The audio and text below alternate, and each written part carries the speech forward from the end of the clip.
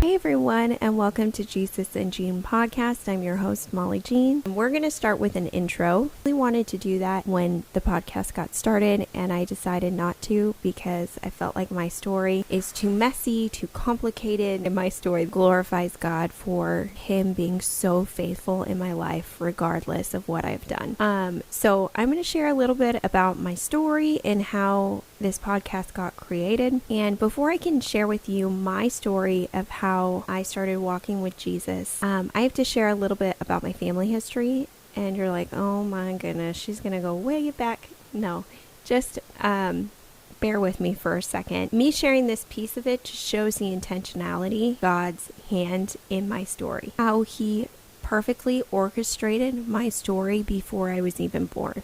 So my great-grandma, my dad's mom, Esther, was a faithful woman of God. And she was a traveling preacher. She would go around the U.S.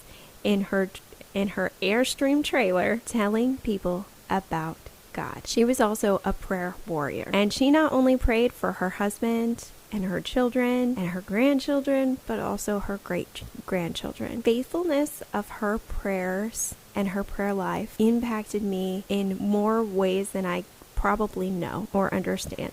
And my dad's mom is a faithful, devoted woman of Christ and a prayer warrior. My dad's stepmom was a faithful servant of Christ and a prayer warrior. So these three women are pivotal and anchors in my life. I never met my great-grandma, and I never met my dad's stepmom, but nevertheless, these women prayed for me. So by the time I was born, I was fully saturated in prayer. There is a lot of family patterns in my life, and I think a lot of times we don't realize that there are so many family patterns, and just seeing the legacy of like the God-fearing, praying women in my family and realizing like my cousin, she is a worship leader at a church that her and her husband started, and this isn't the only church that they started. They have planted many churches, and so it's just like, it's really interesting to see like the family legacy and the patterns of the generation. And when I was 9, my dad started reading the Bible, and we would read the Bible with him. My whole family at that point was like kind of on board for like, we are going to move forward, like serving Christ. Like things really shifted after that year. Like it was like a definite like me versus you. And my mom declared herself an atheist that following year. I was always like following in my mother's footsteps, and so I also declared myself an atheist at 10 years old. I didn't know what an atheist meant. Like life in my house after that point became really, really rocky. My mother was not the same after that. Home life was not good, was very, very tumultuous, very chaotic, very turbulent. Thankfully, my dad asked me in December of my freshman year if I wanted to go to church with him. And I said, okay. I knew that my dad had changed. I knew that my dad was always joyful. I knew that my dad had always been a safe person. I knew that my dad had something that I wanted. My dad was whole, and I felt sad all the time, and I really don't like to feel sad. So I went to church with him. My mother warned me that people have ill intentions because that was the church that she was exposed to as a child, and that's another story for another day. I went, and within 30 minutes of me being in church, Jesus revealed himself to me, and he said, "You are mine. You are mine."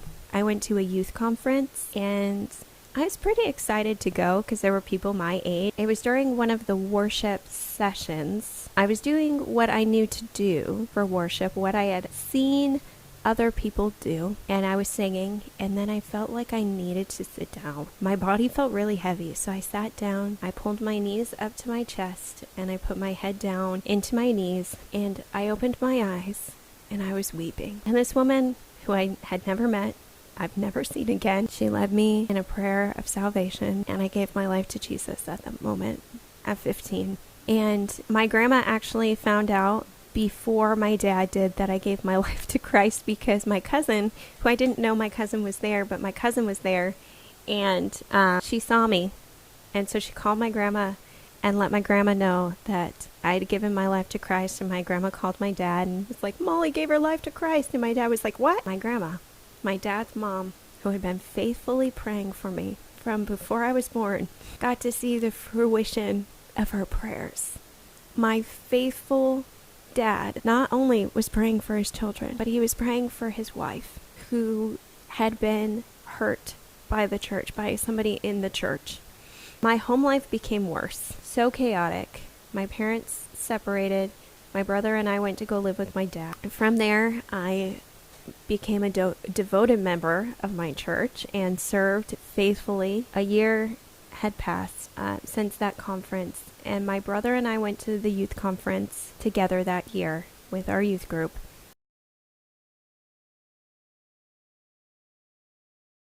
And when I got home, my mother called me. She said, how is it? And I said, it's good. And she said, I love you. And I asked her if she wanted to talk to my brother. I said I could go wake him up. And she said, no, let him sleep. And that was the last time I ever heard her speak again.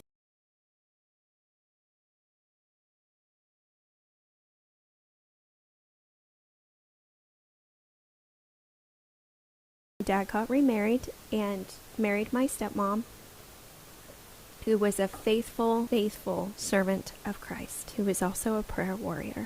Much of my life, I watched my dad be a faithful servant of Christ, and everything he did was through the lens of the Bible. God intentionally lined me up to be surrounded in prayer. Regardless of their struggles along the way, it continuously held me up in prayer. All throughout my high school career, after I got to be a follower of Christ, I wanted to be a missionary. Like, I felt that deep in my heart that God wanted me to tell people about Him. And so at that time, back in the early 2000s, so there wasn't missionary work like this. Like, you went to another country and you lived there. That was your missionary work. Now there's so much technology where you can sit in your kitchen, like I'm doing right now, and tell people your entire story of how Jesus got you to where you are, and reach hundreds of people and tell them about God and how faithful He is. And I ended up going to South Africa, which is pretty awesome. And from there, I went to Singapore, Indonesia, and Qatar, and Botswana, and Zimbabwe. And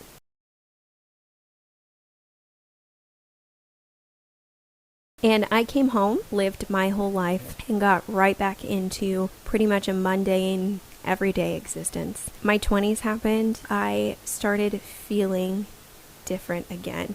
Like, God was trying to heal me, and I didn't understand what He was doing, and I didn't really have the coping skills for dealing with emotions without exploding them out, and it was like seeping out of me. It was just like sweat, and I had to go and do something.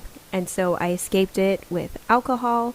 And the funny thing is, people like to say to me, like, you weren't following Jesus at that time. And they are correct in the fact that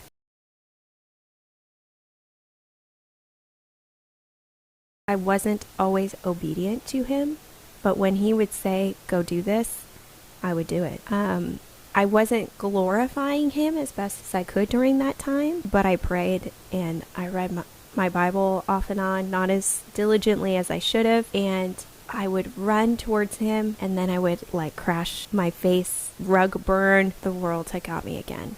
During this time, I kept having this recurring dream where in it, the message was, do not choose what's present over what is divine.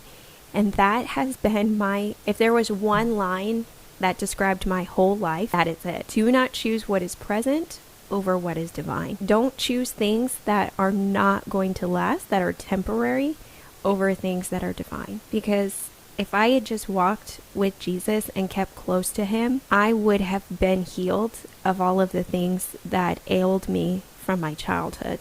And I wouldn't have more of these scars that I added because of the train wreck that was my 20s. Throughout all of that, God kept pursuing me.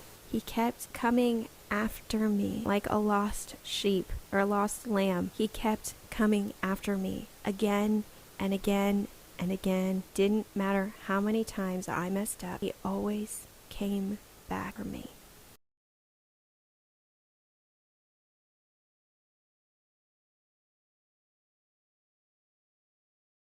My brother and I were talking about starting a podcast, and I ended up starting the podcast by myself after a long time of wrestling with God that I wasn't good enough. I wasn't good enough to be sitting here talking to anyone. My life obviously isn't something that anybody wants to model their life. It's like a how to not book. God reminded me of Saul.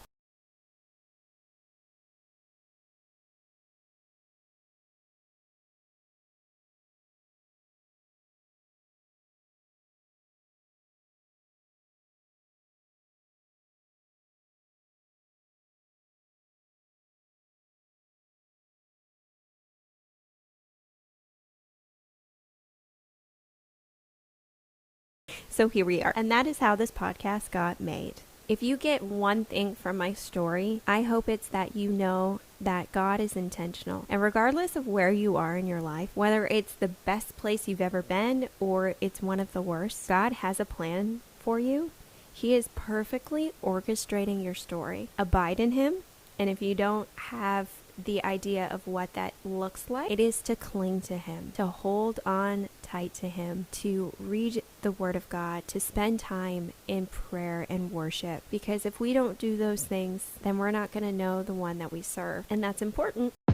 This is Jesus and Jean podcast, and I'm your host, Molly Jean.